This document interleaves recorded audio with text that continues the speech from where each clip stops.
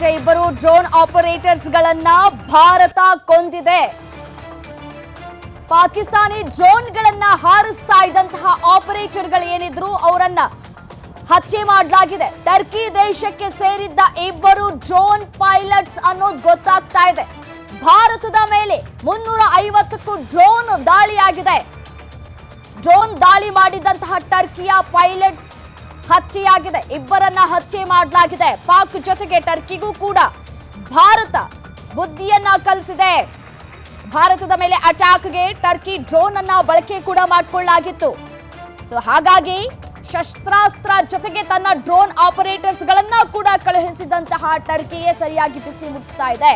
ಇಬ್ಬರು drone operators ಗಳನ್ನ ಭಾರತ ಕೊಂದಿದೆ.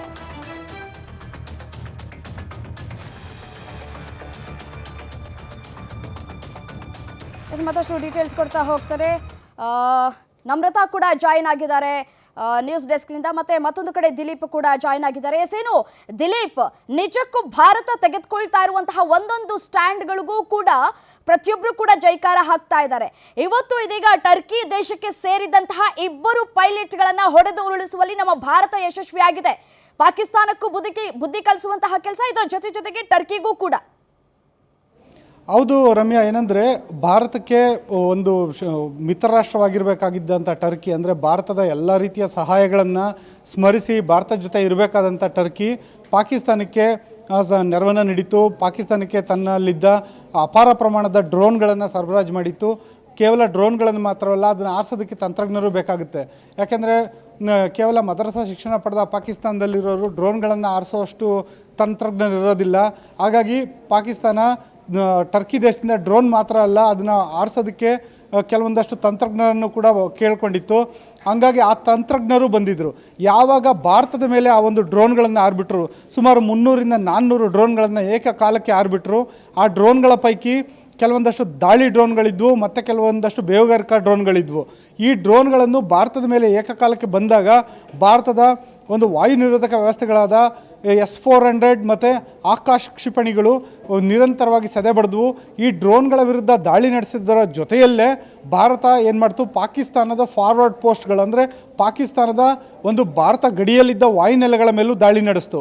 ಈ ಡ್ರೋನ್ಗಳನ್ನು ಆರಿಬಿಟ್ಟಂಥ ಸಂದರ್ಭದಲ್ಲಿ ಪಾಕಿಸ್ತಾನದ ವಾಯುನೆಲೆಗಳಲ್ಲಿ ನಿಂತು ಈ ಡ್ರೋನ್ಗಳನ್ನು ಕಂಟ್ರೋಲ್ ಮಾಡಲಾಗ್ತಿತ್ತು.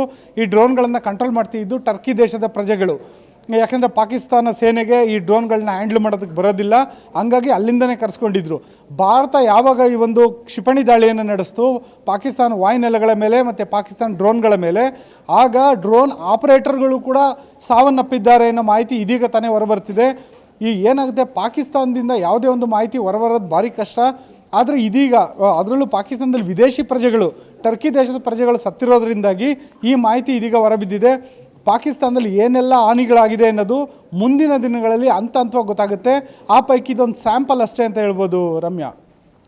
ಓಕೆ, 350 ಡ್ರೋನ್ಗಳ ದಾಳಿ ಮಾಡಿತ್ತು ಟರ್ಕಿ. ಈಗ ಯಾವ ಒಂದು ಪ್ರದೇಶವನ್ನ ಟಾರ್ಗೆಟ್ ಮಾಡಿಕೊಂಡು ಈ ಟರ್ಕಿಯ ಇಬ್ಬರು ಪೈಲಟ್ಸ್ಗಳನ್ನ ಹೊಡೆದು ಉರುಳಿಸಿದೆ? ಇಂಥ ಪ್ರದೇಶ ಅಂತ ಏನಾದರೂ ಇದೆಯಾ ಅಂತ ಹೇಳಿ. ಒಂದು ನಿಖರ ಪ್ರದೇಶ ಅಂತ ಒಂದು ಮಾಹಿತಿ ಸಿಕ್ಕಿಲ್ಲ. ಆದರೆ ಭಾರತ ಹಲವು ವಾಯುನೆಲೆಗಳ ಮೇಲೆ ದಾಳಿ ನಡೆಸಿದೆ ಮತ್ತು ಗಡಿ ಭಾಗದಲ್ಲಿ ಡ್ರೋನ್ಗಳೇನು ಹಾರಾಡ್ತಿದ್ವು ಆ ಡ್ರೋನ್ಗಳ ಮೇಲೆ ಪ್ರತಿ ದಾಳಿ ನಡೆಸಿದೆ. ಈ ಸಂದರ್ಭದಲ್ಲಿ ಡ್ರೋನ್ಗಳ ಒಂದು ಕಂಟ್ರೋಲ್ ಸಿಸ್ಟಮ್ ಪಾಕಿಸ್ತಾನ ಎಲ್ಲಿ ಅಳವಡಿಕೆ ಮಾಡಿತ್ತು ಅನ್ನೋದ್ರ ಬಗ್ಗೆ ಮಾಹಿತಿ ಬಿಟ್ಕೊಟ್ಟಿಲ್ಲ. ಯಾಕೆಂದರೆ ಇದು ಪಾಕಿಸ್ತಾನದ ಸೇನಾ ರಹಸ್ಯ, ಆದ್ದರಿಂದ ಪಾಕಿಸ್ತಾನ ಬಿಟ್ಕೊಟ್ಟಿಲ್ಲ. ಆದರೆ ಈ ಒಂದು ಇಬ್ಬರು ಆಪರೇಟರ್ಗಳು ಸತ್ತಿರೋದ್ರ ಬಗ್ಗೆ ಮಾಹಿತಿ ಯಾಕೆ ಹೊರಬರ್ತಿದೆ ಅಂದರೆ, ಅವರು ವಿದೇಶಿಯರು ಅನ್ನೋ ಕಾರಣಕ್ಕೆ ಮಾತ್ರ. ಒಂದು ವೇಳೆ ಪಾಕಿಸ್ತಾನದ ಪ್ರಜೆಗಳೇ ಏನಾದರೂ ಈ ಒಂದು ಡ್ರೋನ್ ಆಪರೇಟರ್ಗಳಾಗಿದ್ದರೆ, ಅವರೇನಾದರೂ ಸಾವನ್ನಪ್ಪಿದ್ದರೆ ಖಂಡಿತವಾಗಿಯೂ ಈ ವಿಚಾರ ವಿಶ್ವದ ಗಮನಕ್ಕೆ ಬರ್ತಾನೆ ಇರಲಿಲ್ಲ. ಪಾಕಿಸ್ತಾನ ಈ ವಿಚಾರವನ್ನು ತನ್ನ ದೇಶದೊಳಗಡೆ ಮುಚ್ಚಾಕಿರೋದು. ಆದರೆ ಇದು ವಿದೇಶಿಯರಾದ ಕಾರಣ, ಅದರಲ್ಲೂ ಟರ್ಕಿ ದೇಶದವರಾದ ಕಾರಣ ಈ ಮಾಹಿತಿ ಹೊರಗಡೆ ಬಿದ್ದಿದೆ. ಜೊತೆಯಲ್ಲೇ ಈ ಒಂದು ಮಾಹಿತಿ ಜೊತೆಯಲ್ಲೇ ಟರ್ಕಿ ಭಾರತಕ್ಕೆ ಮಾಡಿದ ಒಂದು ವಿಶ್ವಾಸ ದ್ರೋಹ ಕೂಡ ಬಯಲಾಗ್ತಾ ಇದೆ ರಮ್ಯಾ. ಓಕೆ ದಿಲೀಪ್, ಹಾಗೆ